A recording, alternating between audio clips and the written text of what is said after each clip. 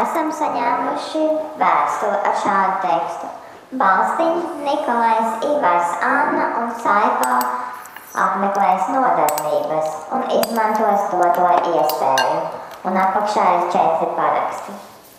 Jā. Paziņoja, ka šie 4 cilvēki ar šodien piedalās nodarbībās. Dodas? Jā.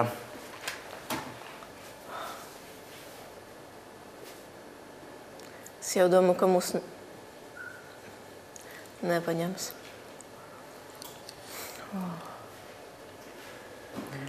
Tad mūs ciena. Lūk, Dievs, paldies.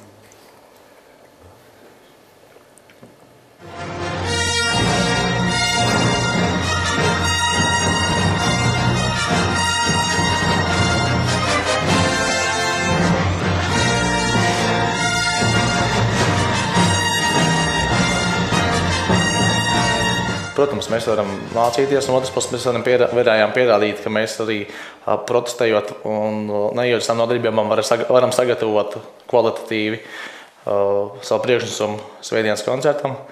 Tas mums būtu tāds pārbaudījums, jo mēs tiešām strādājam arī, mēs arī bez pašiem pedagogiem gājām un strādājam, jo mēs jau, viņi mums ir iemācījuši, kā strādāt jau. Es tiešām zināju, ka baiba nāks. Jā? Es zināju, ka arī nebūs baiba.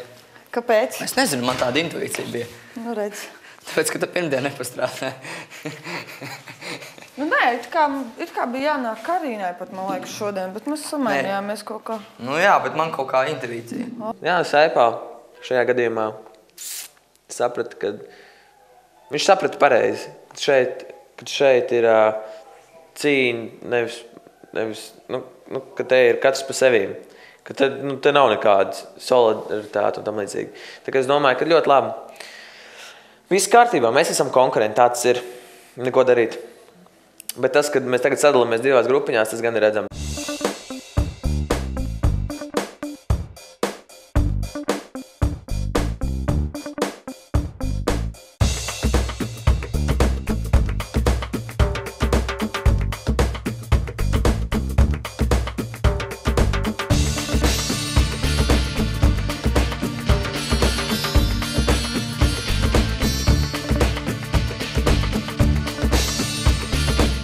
Un es to lielu prieku aiz nodarbībām uz visām.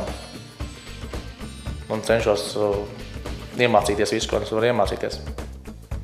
Bet paldies viņiem par to, ka viņi jau ir iemācījuši mums šādas lietas, kas mums dod pamatu, no kā strādāt pašiem pastāvīgi arī.